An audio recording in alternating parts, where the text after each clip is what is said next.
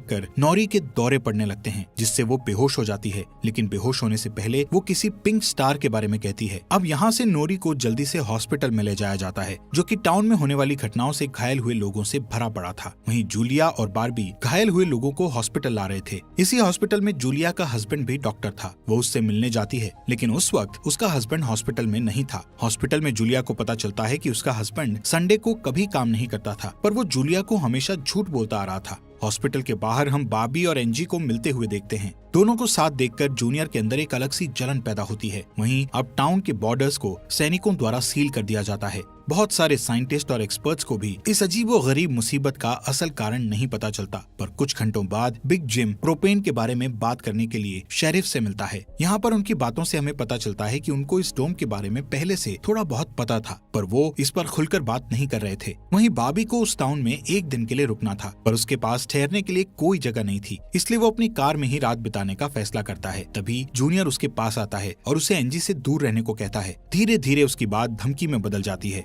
Barbie हैरान होता है कि आखिर उसकी गलती क्या है। इसी बीच वहाँ जूलिया आ जाती है, जिससे वो झगड़ना बंद कर देते हैं। यहाँ से सीन शिफ्ट होता है और हम देखते हैं कि टाउन के ऐसे हालात से लापरवाह होकर एक जगह कुछ टीनेजर्स पार्टी कर रहे थे। इनमें जॉय भी था। जॉय एक लड़के से वहाँ के हालात पर बात करने लगता है, लेकिन अचानक जॉय को दौरा पड़ने लगता है और वो पिंक स्टार के बारे में बोलने लगता है, जैसे कि पहले नौरी ने बोला था। वहीं जॉय की बहन एंजी घर पर अकेली होती है। तभी अचानक उसके घर में जूनियर घुसकर उसको किडनैप करके अपने फादर के टूटे फूटे शेल्टर में ले जाता है। यहाँ पर वो उसे बताता है कि मुझे पता है शहर को कवर किए इस डोम के बारे में। यहाँ पर एंजी को उससे ये भी पता चलता है कि बिग जिम ही जूनियर का फादर है। जूनियर एंजी को ये भी बताता है कि उसके फादर अपनी फैमिली की सुरक्षा को लेकर हमेशा चिंतित रहते थे, इसलिए उन्होंने फैमिली के लिए ये शेल्टर बनाया था। वहीं दूसरी साइड जूलिया बार्बी को अपने घर में ठहरने के लिए लाती है। तभी अचानक बार्बी की नजर उसके हस्बैंड की फोटो पर पड़ती है और उसे रियलाइज होता है कि ये वही आदमी है जिसे उसने सुबह मारा था। दूसरी तरफ लिंडा और शेरिफ सभी व्हीकल्स पर नजर रख रहे थे ताकि कोई भी गलती से इस डोम से न टकरा जाए। तभी अचानक शेरिफ को अटैक आ जाता है और वो वहीं पर मर जाता है। अब यहाँ से हमें सुबह की घटना फ्लैशबैक में दिखाई जाती है,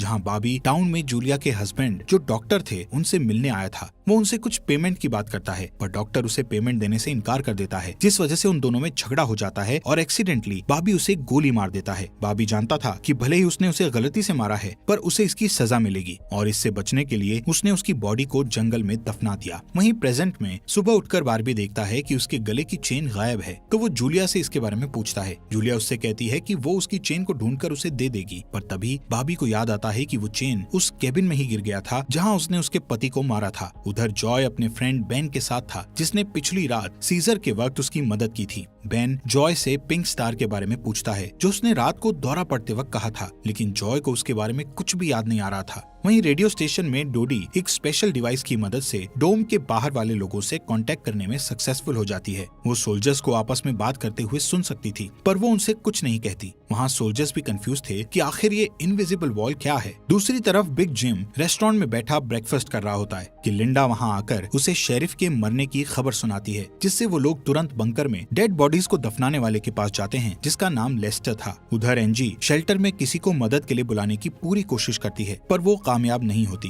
तभी जॉय वहाँ आता है और उसे चेन के जरिए बेड से बांध देता है। वहीं बिग जिम लेस्टर को अपने साथ लेकर आता है, जो कि शेरिफ का ही दोस्त था। शेरिफ की मौत से वो बहुत दुखी और परेशान हो जाता है। जब लिंडा उनके आसपास नहीं होती, तब वो और बिग जिम पिछले महीने होने वाले प्रोपेन के इंपोर्ट के बारे में बात करते हैं कि प्रोपेन के इंपोर्ट में उन तीनों का ही हाथ था और उन्होंने टाउन वालों